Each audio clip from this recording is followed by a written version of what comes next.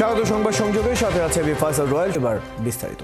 জাতিসংঘে রোহিঙ্গাদের নিয়ে আসন্ন উচ্চ পর্যায়ের সম্মেলনটি গুরুত্বপূর্ণ হলেও খুব দ্রুত কোনো সমাধান আশা করা ভুল হবে বলে মনে করছেন কূটনৈতিক বিশেষজ্ঞরা। এই সম্মেলনের চেয়ে মিয়ানমারের পাশে থাকা পরাশক্তিগুলোকে পক্ষে আনতে দ্বিপাক্ষিক কূটনীতি বেশি জরুরি বলে মনে করেন তারা। এক্ষেত্রে বাংলাদেশ অনেক পিছিয়ে বলেও মত তাদের। মিয়ানমারের অভ্যন্তরীণ সংঘাত ও ভূ রাজনীতিকে মাথায় রেখে সামরিক ও কূটনৈতিক যুদ্ধের প্রস্তুতি রাখা দরকার বলে মনে করছেন তারা। বিস্তারিত নাদিয়া শারমিনের প্রতিবেদনে। মিয়ানমার থেকে গত ৮ বছর ধরে আসা ১৩ লাখের বেশি রোহিঙ্গা কক্সবাজারকে বিশ্বের বৃহত্তম শরণার্থী শিবিরে পরিণত করেছে। প্রতি বছর প্রায় ৩২,০০০ শিশু রোহিঙ্গা শিবিরে জন্ম নিচ্ছে, অথচ মিয়ানমারেই এখন টিকে আছে ৫ লাখেরও কম রোহিঙ্গা। মিয়ানমারের অভ্যন্তরীণ সংঘাতে রোহিঙ্গাদের বাড়ি ফেরানোর প্রক্রিয়া ঝুলে গেছে। বিশ্বব্যাপী নানা যুদ্ধ ও মানবিক বিপর্যয়ে মনোযোগ হারাচ্ছে রোহিঙ্গা সংকট। এমন পরিস্থিতিতে প্রধান উপদেষ্টা ডক্টর মোহাম্মদ ইউনূসের দেয়া প্রস্তাব থেকেই আগামী ৩০ সেপ্টেম্বর জাতিসংঘে অনুষ্ঠিত হতে যাচ্ছে রোহিঙ্গা মুসলমান ও মিয়ানমারের অন্য সংখ্যালঘুদের পরিস্থিতি বিষয়ে উচ্চ পর্যায়ের সম্মেলন। তবে এই সম্মেলনের মাধ্যমে এখনই তাদের ফেরত পাঠানোর পথ খুলে যাবে এমন কোনো আশা দেখছেন না কূটনৈতিক বিশ্লেষকরা। জাতিসংঘকে আমরা বলি এখন ঠুটো জগন্নাথ, এরকম একটি ব্যর্থ প্রতিষ্ঠান পারবে না মায়ানমারকে চাপে ফেলতে। কেননা মায়ানমারের পাশে চীন, রাশিয়া, দুটা সুপার পাওয়ার, যাদের আবার নিরাপত্তা পরিষদে ভেটো পাওয়ার আছে। মায়ানমারের সঙ্গে কি আছে? ভারত। ভূ রাজনীতিক এখানে হচ্ছে যে পট পরিবর্তনের জন্য খুব বেশি আশা করাটা এখানে আমাদের জন্য বোধহয় আপাতত এখানে সমীচীন হবে না। পরিস্থিতি এখন শুধু মানবিক সংকটই নয়, বরং বাংলাদেশের জাতীয় নিরাপত্তা, আঞ্চলিক স্থিতিশীলতা ও কূটনৈতিক সম্পর্কের ওপরও গভীর প্রভাব ফেলছে বলে মনে করছেন কূটনৈতিক ও নিরাপত্তা বিশ্লেষকরা। বিভিন্ন স্টেক হোল্ডার আছে, সবার সাথে এঙ্গেজ করতে হবে, আইদার বাইল্যাটারালি, মাল্টিল্যাটারালি বা হচ্ছে ব্যাকডোর ডিপ্লোমেসি দিয়ে। আমাদের সামরিক প্রস্তুতিও রাখতে হবে যাতে আমাদের দেশের এখানে হচ্ছে ইন্টারেস্টগুলো, আমাদের দেশের সিকিউরিটি যাতে বিঘ্নিত না হয়। এই কনফারেন্সের যে আলাপ ফলাফল, সেইটা ওটাকে ধরে নিরাপত্তা পরিষদে তোলা, সেটাকে ধরে তারপরে সামরিক শক্তির প্রয়োগ, এই যে একটা থিওরিটিক্যাল যে গ্রন্থনা, বড় বড় যারা খেলোয়াড় আছে আন্তর্জাতিক, তারা যদি চিন্তা করেন তাহলে বাংলাদেশের দিক থেকে কূটনৈতিক সতর্কতার খুব প্রয়োজন আছে। কোনোভাবে বাংলাদেশ যুদ্ধ অ্যাফোর্ড করতে সক্ষম নয়। তবে এই সম্মেলন দীর্ঘমেয়াদী কূটনৈতিক দেন দরবারে বাংলাদেশের জন্য সহায়ক হতে পারে বলে মনে করছেন তারা। কূটনৈতিক কর্মকাণ্ডে সুদূর প্রসারী পরিকল্পনার অংশ হয়ে থাকে। নাদিয়া শারমিন, ৭১, ঢাকা। গাজার শান্তি পরিকল্পনা নিয়ে মার্কিন প্রেসিডেন্ট ডোনাল্ড ট্রাম্প সৌদি আরব, ফ্রান্স এবং জাতিসংঘের সাথে কাজ করবেন বলে প্রতিশ্রুতি দিয়েছেন ফিলিস্তিনি প্রেসিডেন্ট মাহমুদ আব্বাস। যুক্তরাষ্ট্র ভিসা না দেয় ফিলিস্তিন থেকে ভার্চুয়ালি জাতিসংঘের ৮০তম অধিবেশনে ভাষণ দেন আব্বাস। ভাষণে গাজার শাসন ব্যবস্থা ও নিরাপত্তার দায়িত্ব নেওয়ার কথা জানান আব্বাস। আমরা দৃঢ়ভাবে বলছি এবং দৃঢ়ভাবে বলতে থাকব যে গাজা ফিলিস্তিন রাষ্ট্রের একটি অবিচ্ছেদ্য অংশ। আমরা সেখানে শাসন ও নিরাপত্তার পূর্ণ দায়িত্ব গ্রহণ করতে প্রস্তুত। শাসন ব্যবস্থায় হামাসের কোনো ভূমিকা থাকবে না এবং অন্যান্য দলগুলোর সাথে তাদের অস্ত্র ফিলিস্তিনি জাতীয় কর্তৃপক্ষের কাছে হস্তান্তর করতে হবে। আমরা আবারও বলছি, আমরা একটি সশস্ত্র রাষ্ট্র চাই না। ছুটির দিনে খুচরা বাজারে কাঁচা সবজির দাম স্থিতিশীল। উল্টো দিকে প্রকারভেদে খুচরা বাজারে মুরগির দাম বেড়েছে ১০ থেকে ১৫ টাকা প্রতি কেজিতে। শুক্রবার ছুটির দিন ও শারদীয় দুর্গা পূজার প্রভাব রাজধানীর কারওয়ান বাজারের খুচরা বাজারে সবজির বাজারে তেমন কোনো প্রভাব পড়েনি। এদিকে খুচরা প্রতি কেজি ঢেঁড়স বিক্রি হচ্ছে ৮০ টাকায়, টমেটো ১২০ টাকা, শসা ৮০ থেকে ৬০ টাকা দরে। সেই সাথে লেবু প্রকারভেদে প্রতি ডজন ৯০ থেকে ৬০ টাকায় বিক্রি হচ্ছে। কাঁচামরিচ বিক্রি হচ্ছে ১২০ টাকা কেজি দরে। ধনেপাতা প্রকারভেদে ৮০ থেকে ১২০, পেঁপে ৪০ টাকা কেজি, গাজর ১২০। একই সাথে খুচরা মুরগির বাজারে ব্রয়লার প্রতি কেজি বিক্রি হচ্ছে ১৭০ টাকা, কক জাতের মুরগি ৩০০ টাকা এবং দেশি মুরগি ৬০০ টাকা কেজিতে বিক্রি হচ্ছে। কাঁচা সবজি বিক্রেতারা বলছেন গত সপ্তাহ থেকে একই দামে পণ্য বিক্রি হচ্ছে। শসা ৬০ টাকা, বেগুন ৮০ টাকা, ভেন্ডি বেশি ৮০ টাকা কেজি, বটবটি ৮০ টাকা, সরি ৫০ টাকা, বেগুন ৮০ টাকা কেজি। দাম বাড়ছে মালের ভাই। সোনালি হয়েছে আপনার ৩০০ টাকা আর দেশি মুরগি হচ্ছে ৬৫০ টাকা। গত সপ্তাহ থেকে এই সপ্তাহ মনে করো আপনার 10-15 টাকা 20 টাকা বাড়তি, মুরগি বাজারও শর্ট, এই কারণে একটু দাম বাড়তি। দর্শক, ছুটির দিনে রাজধানীর বাজার পরিস্থিতি নিয়ে জানাতে আমাদের সাথে সরাসরি যুক্ত হচ্ছে সহকর্মী নজরুল ইসলাম। নজরুল, বাজারে কেমন পরিস্থিতি দেখছেন এবং সবজির যে দাম গত কয়েকদিনের বৃষ্টি সহ বন্যার নানা প্রভাবের কারণে কিন্তু গত 2 সপ্তাহ আমরা বেশ বাড়তি একটা পরিস্থিতি দেখছিলাম, এখন কেমন দেখছেন এবং একই সাথে মুরগির বাজারের দামটার বিষয়ে জানাবেন। রয়্যাল, যেমনটি আগের সংবাদ সংযোগে জানিয়েছিলাম, আসলে প্রথমে সকালের সংবাদ সংযোগে জানিয়েছিলাম যে রাজধানীর কারণ বাজারের খুচরা সবজির দাম এবং একই সাথে কিন্তু মুরগির বাজারের দরটি জানিয়েছিলাম, এবং এর আপনার সাথে যুক্ত ঠিক কিছুক্ষণ আগের সংবাদ সংযোগে আসলে জানিয়েছিলাম যে রাজধানীর ছুটির দিনে কারণ বাজারে আসলে গরুর মাংস, খাসির মাংস এবং ইলিশ মাছের যে দরদাম সেটির দরদাম জানিয়েছিলাম। এবং একই সাথে বলে রাখতে চাই, আপনি যেটি বললেন যে বৃষ্টি কিংবা প্রতিকূল আবহাওয়ার কারণে আবহাওয়ার কিন্তু কোনো প্রভাব আসলে আজকের শুক্রবারের এই ছুটির দিনে এই কারণ বাজারে কাঁচা সবজির বাজার থেকে শুরু করে মাংসের বাজার, মাছ এবং মশলার বাজারও তেমন কোনো প্রভাব পড়েনি। মশলা বিক্রেতাদের সাথে কথা বলে জানতে পেরেছি যে মশলার দরদাম, যে গোলমরিচ, দারুচিনি এবং সেই কিচমিচ এবং সেই কাঁচা বাদাম, যে পেস্তা বাদাম, যেগুলো আসলে মশলা সম্পর্কিত সস, সেই জায়গাতে কিন্তু সেই সে আগের দামটিই বহাল রয়েছে সেই জায়গাতে। এবং একই সাথে কিন্তু চালের বাজারটি, যদি চালের বাজারে কিন্তু নাদিরশেল, মিনিকেট, বিড়ি, আটাইশ দামগুলো কিন্তু গত সপ্তাহ থেকে শুরু করে গত 15 দিন থেকে শুরু করে এখন পর্যন্ত কিন্তু সেই বিক্রেতারা বলছে যে চালের বাজার দর কিন্তু আসলে স্থিতিশীল রয়েছে। সেই সাথে মাছের বাজারে কিন্তু এই পূজা উপলক্ষে, যেহেতু শারদীয় দুর্গা উৎসব আসলে প্রাককালে আর মাত্র কিছুদিন পরে আনুষ্ঠানিকভাবে শুরু হতে, সেই জায়গাতে কিন্তু ইলিশ মাছের চাহিদাটা কিন্তু একটু বেশি থাকে। সেই জায়গাতে কিন্তু প্রকার ভেদে 2200 থেকে 2300 টাকা এবং পাইকারি 1400 থেকে 700 টাকা, এই দুটি এই 4টি দামের মধ্যে কিন্তু আসলে ইলিশের দরদাম উঠানামা করছে। এবং একই সাথে রুই মাছের বাজারটি কিন্তু সে গত সপ্তাহের মধ্যে 450 টাকা প্রতি কেজি দরে বিক্রি হচ্ছে। এবং মুরগির বাজারে কিন্তু সকালবেলা জানিয়েছিলাম যে মুরগির বিক্রেতারা বলেছেন যে গত সপ্তাহ থেকে এই পর্যায়ে আজকে শুক্রবার ছুটির দিনে কিন্তু গত সপ্তাহ থেকে 10 থেকে 15 টাকা দরে ভিন্ন প্রকার ভেদে যে কক মুরগি, ব্রয়লার মুরগি এবং দেশি মুরগি, সেই দামগুলো আসলে বৃদ্ধি পেয়েছে। তো সবকিছু মিলিয়ে আসলে রাজধানীর কারণ বাজারের যে নিত্যপণ্য এবং ভোগ্যপণ্যের বাজারে কিন্তু বেশ ক্রেতাদের তেমন কোনো দাম বাড়ার বৃদ্ধি নিয়ে তেমন কোনো অভিযোগ নেই। ক্রেতারা বলছেন যে আসলে স্থিতিশীলই রয়েছে গত 1 সপ্তাহ ধরে। তো সবকিছু মিলিয়ে এই ছিল আমার কাছে সর্বশেষ রাজধানীর কারণ বাজার থেকে নিত্যপণ্যের বাজার দরের সবশেষ। রয়্যাল, ধন্যবাদ নজরুল ইসলাম। খবর রাখতে থাকুন, প্রয়োজনে পরবর্তীতে আবার আপনার সাথে যুক্ত হবো। দর্শক, আমাদের সাথে যুক্ত ছিলাম আমাদের সহকর্মী নজরুল ইসলাম। শুনছিলাম তার কাছে ছুটির দিনে খুচরা বাজারে রাজধানীর যে বাজার পরিস্থিতি সেই বিষয়ে আমরা তার কাছে শুনছিলাম। একই সাথে ছুটির দিনে চট্টগ্রামের বাজার পরিস্থিতি আমরা জেনে নিতে চাই। আমাদের সাথে আছেন আমাদের সহকর্মী রাজীব বড়ুয়া, তার সাথে আমরা সরাসরি যুক্ত হব। রাজীব বড়ুয়া, বাজার পরিস্থিতি আসলে কেমন দেখছেন? আমরা ঢাকার পরিস্থিতিতে দেখলাম নতুন করে আসলে দাম বাড়ার কোনো সবজির বাজারে নতুন করে দাম বাড়ার কোনো খবর এখন পর্যন্ত আমরা পাইনি, যদিও এখনও যে দামে আছে সেটি অনেকটাই বাড়তি দাম যদি আমরা হিসাবটা সেইভাবে করি। জানতে চাচ্ছি চট্টগ্রামের বাজারে এখন সবজির পরিস্থিতি কেমন দেখছেন এবং একই সাথে মাছের বাজারের খবরটি জানাবেন, কারণ সামনে এই দুর্গাপূজা, অনেকটাই প্রভাব পড়ে এই বাজারে। সর্বশেষ খবর জানাবেন। যে কাঁচামরিচ 150 টাকা বিক্রি হচ্ছে, আজকে সেই কাঁচামরিচ বিক্রি হচ্ছে 200 থেকে 210-20 টাকা।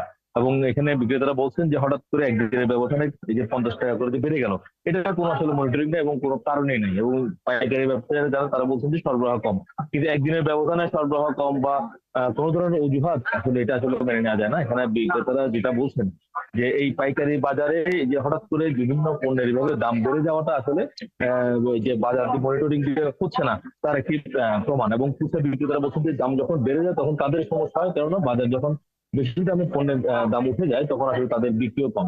আর এর বাইরে এখন নতুন কিছু সবজি এসছে, বিশেষ করে ফুলকপি, শিম।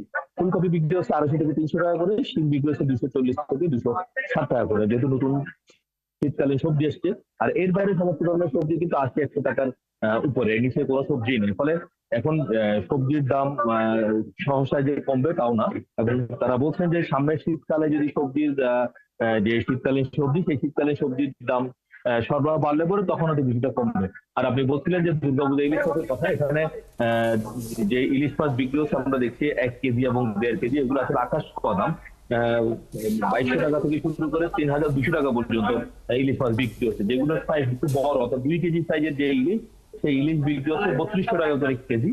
আর যেগুলো 1 কেজি এবং 1.5 কেজি সাইজ যে ইলিশ, সেগুলো বিক্রি হচ্ছে 2200 থেকে 2600 টাকা পর্যন্ত। তাহলে রাজীব বড়ুয়া, মোটা থেকে আমরা বলতেই পারি সবজির বাজারের পরিস্থিতি আমরা অনেকটাই আগের মতো দেখছি, তবে মাছের বাজারের যে পরিস্থিতি সেটি আমরা ঢাকায় দেখলাম একটা বাড়তি পরিস্থিতি রয়েছে এবং চিটাগাংয়ে একই আসলে দৃশ্য আমরা দেখতে পাচ্ছি। ধন্যবাদ। খবর রাখতে থাকুন, প্রয়োজনে আবার আপনার সাথে যুক্ত হবো। দর্শক, চট্টগ্রামের বাজারের খবর জানাচ্ছিলেন সহকর্মী রাজীব বড়ুয়া। এবার চলে যাচ্ছে অন্যান্য সংবাদে। জাতিসংঘের ৮০তম সাধারণ পরিষদ অধিবেশনে শুক্রবার বাংলাদেশ সময় রাত 11:30টার দিকে বিশ্ব নেতাদের উদ্দেশ্যে ভাষণ দেবেন অন্তর্বর্তী সরকারের প্রধান উপদেষ্টা ডক্টর মোহাম্মদ ইউনূস, যেখানে ইতিহাসে প্রথমবারের মতো উপস্থিত থাকবেন দেশের 3টি প্রধান রাজনৈতিক দলের 6 শীর্ষ নেতা। প্রধান উপদেষ্টার ভাষণে বাংলাদেশের আগামী জাতীয় সংসদ নির্বাচনের মাধ্যমে রাজনৈতিক সরকারকে ক্ষমতা হস্তান্তর, গত 14 মাসে অন্তর্বর্তী সরকারের নেওয়া উদ্যোগ, সংস্কার আর গণহত্যার দায়ে আওয়ামী লীগের বিচার নিশ্চিত করার বিষয়ে সবচেয়ে বেশি গুরুত্ব পাবে। এছাড়া বাংলায় দেয়া ভাষণে রোহিঙ্গা ইস্যু ও 3-0 বিষয়টিও বিশ্ব নেতাদের সামনে তুলে ধরবেন অধ্যাপক মোহাম্মদ ইউনূস। বিস্তারিত মহিমিনুল খান অপুর প্রতিবেদনে। ভোট গ্রহণের সুনির্দিষ্ট সময় নির্ধারণ, নির্বাচন পদ্ধতি, বিভিন্ন বিভাগের সংস্কার আর গণহত্যাকারীদের দ্রুত বিচার করা নিয়ে দেশের রাজনৈতিক অবস্থা অনেকটাই উত্তপ্ত। নির্বাচন ঘোষিত সময়ে হবে কিনা তা নিয়েও দেশের মানুষের মধ্যে রয়েছে নানা শঙ্কা। দেশের রাজনীতির যখন এমন অবস্থা, তখন বিএনপি, জামাত আর এনসিপির 6 শীর্ষ নেতাকে সাথে নিয়ে জাতিসংঘের অধিবেশনে রয়েছেন প্রধান উপদেষ্টা ডক্টর মোহাম্মদ ইউনূস।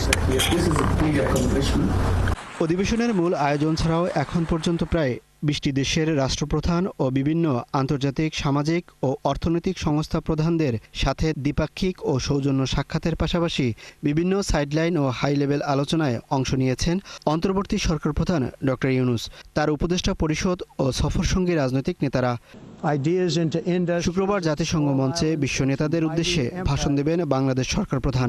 বাংলায় দেয়া ভাষণে তুলে ধরবেন তার সরকারের নেয়া উদ্যোগ ও আগামীর কর্মপরিকল্পনা। এদিকে ডাচ প্রধানমন্ত্রী ডিক স্কুফের সঙ্গে এক বৈঠকে প্রধান উপদেষ্টা বলেন, গত 15 বছরের স্বৈরাচারী শাসনামলে প্রকৃত নির্বাচন হয়নি। এখন প্রাক্তন স্বৈরশাসকদের বন্ধুরা আসন্ন নির্বাচনকে লাইনচ্যুত করার লক্ষ্যে বাংলাদেশ বিরোধী ভুল তথ্য প্রচারণায় অর্থায়ন করছে। সম্মেলনে অধ্যাপক মোহাম্মদ ইউনূসের সাথে আলবেনিয়ার প্রেসিডেন্টের বৈঠক হয়েছে। এ সময় আলবেনিয়ার প্রেসিডেন্ট বাংলাদেশ থেকে কর্মী নিতে আগ্রহ জানিয়েছেন। মহিমিনুল খান অপু, ৭১। চাঁপাইনবাবগঞ্জ থেকে রাজশাহী, নাটোর হয়ে ঢাকা ও চট্টগ্রাম রুটে চলাচল করা দূরপাল্লার বাস আবারও বন্ধ করা হয়েছে। এবার বাস বন্ধ করার সিদ্ধান্ত দিয়েছেন বাস মালিকেরা। বৃহস্পতিবার রাত 11টা থেকে বাস চলাচল বন্ধ করে দেন বাস মালিক পক্ষ। বাংলাদেশ বাস ট্রাক ওনার্স অ্যাসোসিয়েশনের সভাপতি জানান, শ্রমিকেরা খোরাকি ভাতার দাবিতে বাস যত্রতত্র দাঁড় করিয়ে জাতীয় ওঠানোর অভিযোগে বাস বন্ধ করে দেন মালিকরা। তবে শুধু একতা ট্রান্সপোর্টের বাস এবং লোকাল বাসগুলো চলাচল করছে, অন্য সব পরিবহনের বাস বন্ধ রয়েছে।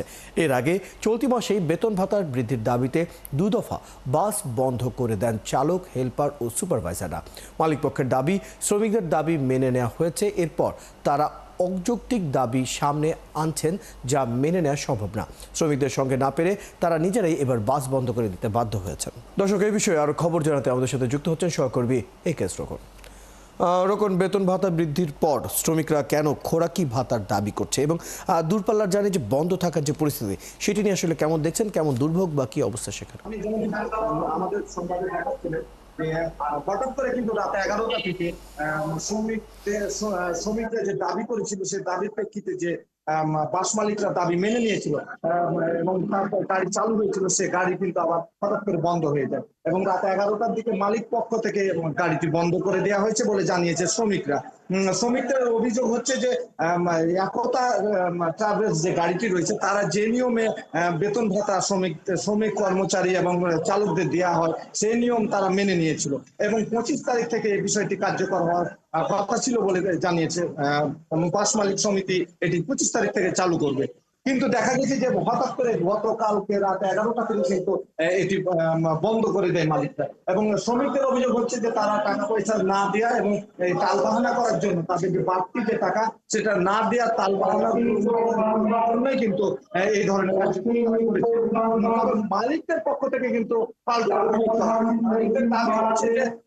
শ্রমিকদের সাথে গাড়ি চালাবে এবং রাস্তায় গাড়ি দাঁড় করাবে না, কিন্তু শ্রমিকরা বারবার চাপ দিচ্ছিল যে তাদের টাকা।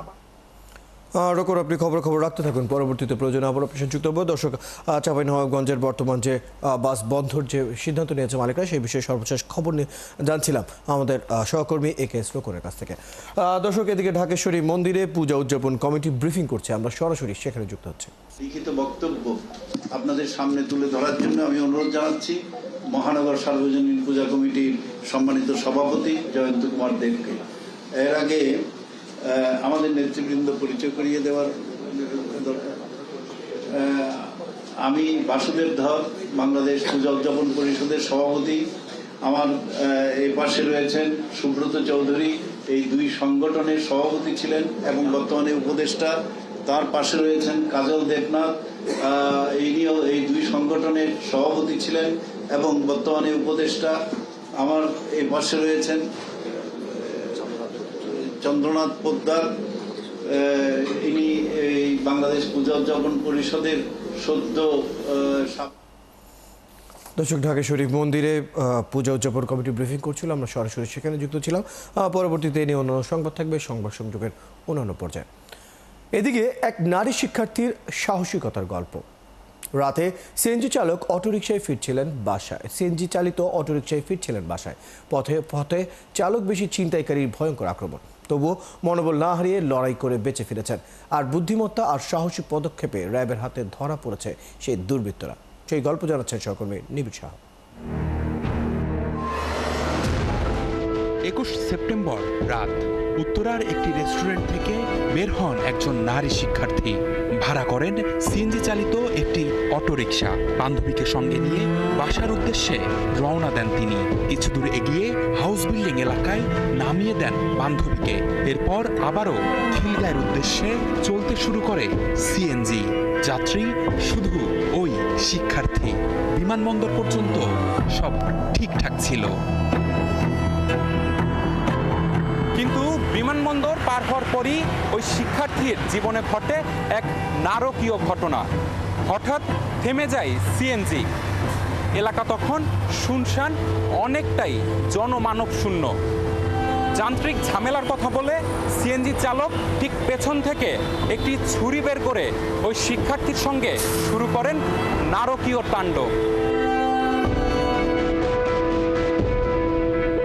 ঘটনার বিবরণ জানিয়ে ওই শিক্ষার্থীর মা জানান, সিএনজি চালক পেছনের দরজা খুলে ঢুকে পড়েন ভেতরে। ধারালো ছুরি ধরেন গলায়। জোরপূর্বক চেতনানাশক ঔষধ খাওয়ানোর চেষ্টাও করেন।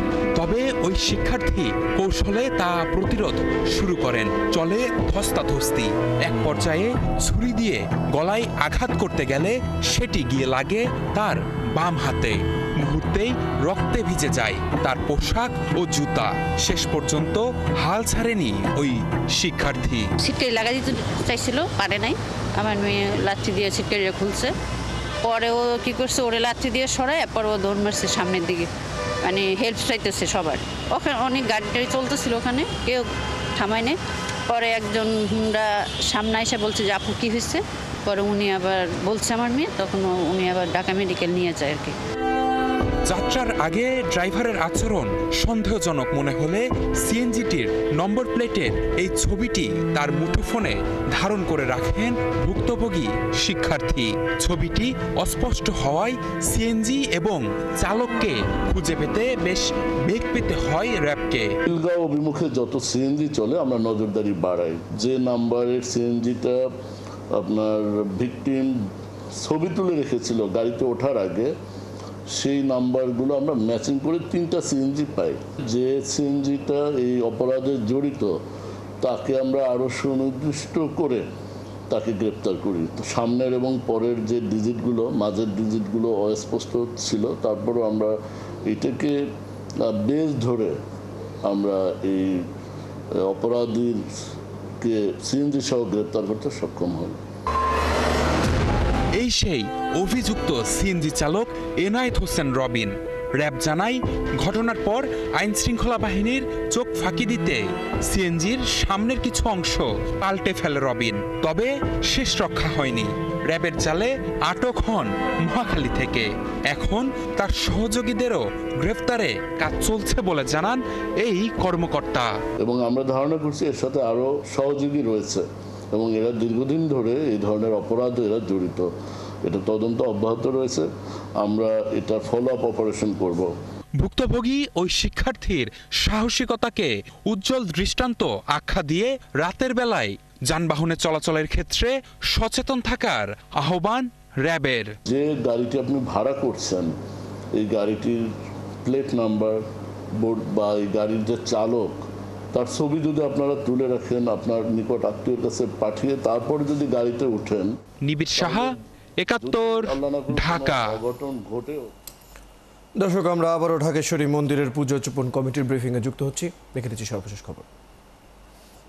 সবাই বঞ্চিত, আমাকে সবাই বঞ্চিত করে ফেলবে। আমি নাসুরবান্দা, আমি বললাম আমি যাবই।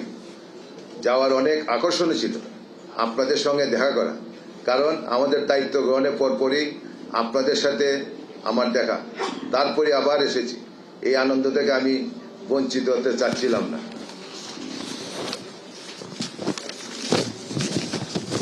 তিনি আরো বলেন, আমাকে বাদ দিয়ে সবাই আনন্দ করবে, এটা করতে দেব না। আমি এটাতে শরিক হবই। আমি জোর করে এসেছি, আপনাদের কষ্ট দিয়েছি আপনাদের এই আনন্দের শরিক হওয়ার জন্য। কোর্ট তিনি বলেন, কোর্ট আমি থাকতে পারছি না কেন? যেহেতু এই সময়ে যখন দুর্গাপূজা হবে তখন জাতিসংঘের অধিবেশন চলবে, সেখানে সরকার প্রধান হিসেবে আমাকে উপস্থিত থাকতেই হবে। কাজেই সে কারণে আমি এইদিকে আর থাকতে পারছি না। তবে ওই যে বললাম নাসুরবান্দা, আগে থেকেই থেকে গেলাম, অভিনন্দন জানিয়ে গেলাম। আবার সুযোগ পেলে পরবর্তীতে আবার আসব। মাননীয় প্রধান উপদেষ্টা গত প্রায় 1 বছরের মধ্যে ঢাকেশ্বরের জাতীয় মন্দিরে তৃতীয়বারের মতো এলেন। প্রথমবার এসেছিলেন 8ই আগস্ট দায়িত্ব গ্রহণের পর, এবং নাথ মন্দিরে বলেন তিনি বাংলাদেশকে এক পরিবার হিসেবে দেখতে চান। দ্বিতীয়বার আসেন গত দুর্গাপূজার সময়। এ সময় তিনি বলেন নিরাপত্তা পাহারার মধ্যে তিনি পুজো দেখতে চান না। তার এই দুই বক্তব্যই অত্যন্ত গুরুত্ব বহন করে। দ্বিতীয় ঘটনা হচ্ছে সেনা প্রধান জেনারেল ওয়াকারুজ্জামানও শীর্ষ কর্মকর্তাদের নিয়ে এই সময় 3বার ঢাকেশ্বরী মন্দিরে এসেছেন। বাংলাদেশ দর্শক, ঢাকেশ্বরী মন্দিরের পুজো উদযাপন কমিটির ব্রিফিং আমরা সরাসরি যুক্ত ছিলাম। এই নিয়ে অন্যান্য সংবাদ থাকবে, সংবাদ সংযোগের অন্যান্য পর্যায়ে। শিল্পী ও কার্টুনিস্ট শিশির ভট্টাচার্যের শেষ একক প্রদর্শনী হয়েছিল 2013 সালে। 1 যুগ পর এবার তার একক প্রদর্শনীর শিরোনাম রেখাচিত্র। রেখার ভাষায় শিল্পী শিশির মানুষ ও প্রকৃতিকে বেঁধেছেন। তাতে স্বপ্ন যেমন আছে, তেমনি আছে হাস্যরস, আছে মানুষের সংকট আর কোলাহল। রাজধানীর কলা কেন্দ্রে শিল্পীর এই প্রদর্শনী শেষ হচ্ছে 27 সেপ্টেম্বর। আরও জানছেন পার্থ সঞ্জয়।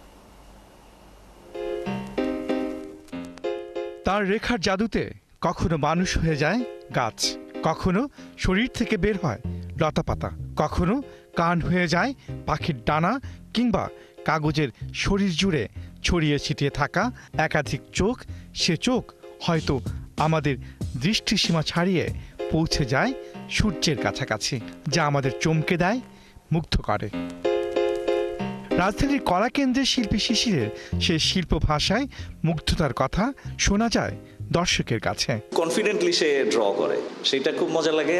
আর ওনার সোশ্যাল স্যাটায়ার খুব ভাল লাগে। উনি যেই ওর প্রত্যেকটা ড্রয়িং যদি খেয়াল করেন ডিটেইলে, তাইলে দেখবেন যে ভীষণ রকম স্যাটায়ারিক। একটা মানুষ কিন্তু কখনোই ঠিক মানুষের আদলে নাই, সেখানে একটা পশুও ঠিক পশুর আদলে নাই। সেটারই সে এমনভাবে মোল্ড করে এবং এমন উইয়ার্ডলি একটার সাথে আরেকটাকে করে দেয়, জয়েন করে দেয়, তখন একটা খুব স্যাটারিক একটা আদল নেয়।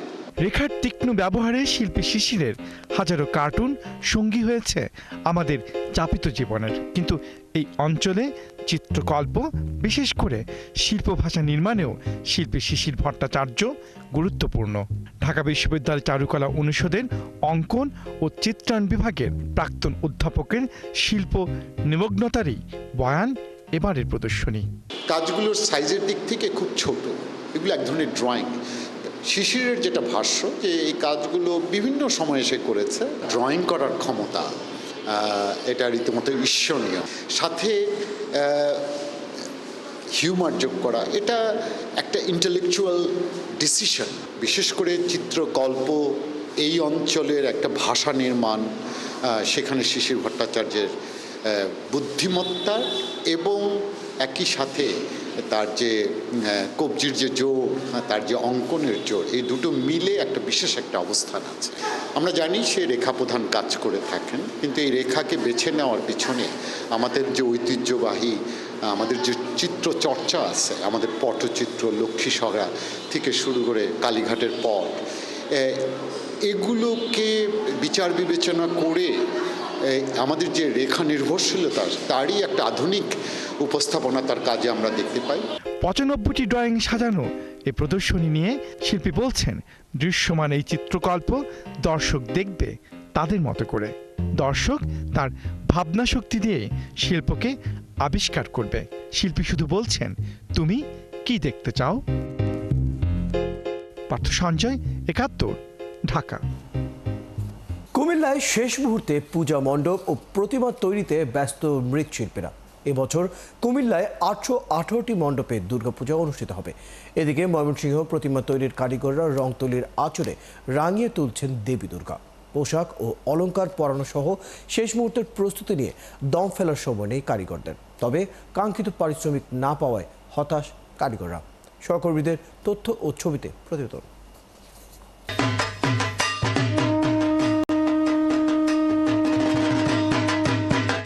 প্রতি বছরের মতো কুমিল্লায় ৮১৮টি মণ্ডপে চলছে দুর্গাপূজার ব্যাপক প্রস্তুতি। এর মধ্যে স্থায়ী পূজা মণ্ডপ রয়েছে ৭৬৫টি।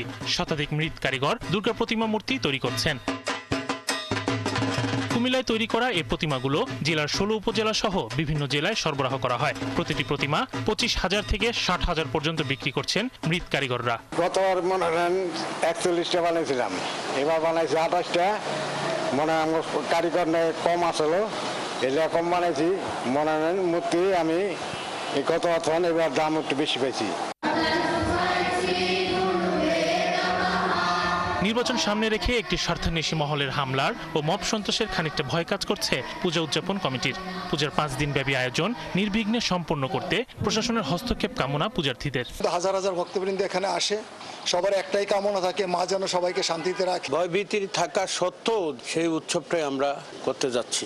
তবে জেলা প্রশাসক জানান, পূজায় যাতে কোনো ধরনের অপ্রীতিকর ঘটনা না ঘটে সেজন্য ৩ স্তরের নিরাপত্তা ব্যবস্থা গ্রহণ করা হয়েছে। পূজা মণ্ডপে সিসি ক্যামেরা থেকে শুরু করে অন্যান্য যে মেজারগুলো রয়েছে সবগুলো মনিটরিং এর দায়িত্বে থাকবে। অনলাইন প্ল্যাটফর্ম ব্যবহার করে কেউ যেন উস্কানি কিংবা গুজব না ছড়াতে পারে সে ব্যাপারে সবাইকে সতর্ক থাকার আহ্বান জানিয়েছেন জেলা পুলিশ সুপার। আমাদের বিশেষ একটি টিম কাজ করবে যারা সোশ্যাল মিডিয়া মনিটর সহ সাইবার স্পেসে নজরদারি করবে, যাতে কেউ গুজব ও উস্কানি ছড়িয়ে কেউ যাতে বিশৃঙ্খলা সৃষ্টি করতে না পারে। ময়মনসিংহেও প্রতিমা তৈরির কাজ শেষ পর্যায়ে। এখন চলছে রং তুলির আঁচড় দিয়ে দেবী দুর্গাকে রাঙিয়ে তোলা সহ অলংকার ও পোশাক পরানোর কাজ। ১৯টা প্রতিমার মধ্যে প্রায় ৫টা-৬টা প্রতিমা কমপ্লিট হয়ে গেছে। আর প্রতিমাগুলো এখন কাপড় টাপড় পরাইতেছি, চোখ ফোড়াইতেছি। পরিবার ও স্বজনদের জন্য কেনাকাটা থেকে শুরু করে আনন্দ উৎসবে মেতে উঠতে প্রস্তুত সবাই। শারদীয় দুর্গোৎসবকে শান্তিপূর্ণ উৎসব মুখর রাখতে স্থানীয় প্রশাসনের ব্যবস্থাপনায় আশ্বস্ত হওয়ার কথা জানিয়েছেন স্থানীয় সনাতন ধর্মাবলম্বীরা। এই পূজার জন্য সারা বছর অপেক্ষা করতে গিয়ে সবচেয়ে আমাদের বড় পূজাটা যাতে সুষ্ঠুভাবে হয়, মানে এটাই আর কি আমাদের চাওয়া। সেনাবাহিনী, র্যাব, পুলিশের সাথেও আমাদের কথা হয়েছে। তাদের দিক থেকে আমাদেরকে পূর্ণভাবে সহায়তার আশ্বস্ত করা হয়েছে। প্রতিমা তৈরির কাজ শুরু হওয়ার পর থেকে জেলার প্রতিটি মণ্ডপ ও মন্দির সহ সব জায়গায় নিরাপত্তা ব্যবস্থা গ্রহণের কথা জানান ময়মনসিংহের এই পুলিশ কর্মকর্তা। প্রতিমাগুলোর নিরাপত্তার জন্য আমাদের বিট অফিসাররা নিয়মিত প্রত্যেকটা ফ্যাক্টরি বা যেখানে তাদের প্রতিমাগুলো তৈরি হয় সেগুলো ভিজিট করছে। আমরা ওখানে ভলেন্টিয়ার, তাদের মধ্য থেকে ভলেন্টিয়ার দেওয়ার চেষ্টা করছি। ময়মনসিংহ মহানগরের ৩৩টি ওয়ার্ডে ৯০টি মণ্ডপ সহ জেলায় ৭৮১টি মণ্ডপ ও মন্দিরে শারদীয় দুর্গাপূজা হচ্ছে। শরীফ আজাদ প্রীতম, ৭১। দর্শক, চলছে সংবাদ সংযোগ। সরাসরি সংবাদ অনুষ্ঠান দেখতে চোখ রাখুন ৭১-এর ফেসবুক পেজে এবং সাবস্ক্রাইব করুন ৭১ ইউটিউব চ্যানেল। ৭১ সাথে।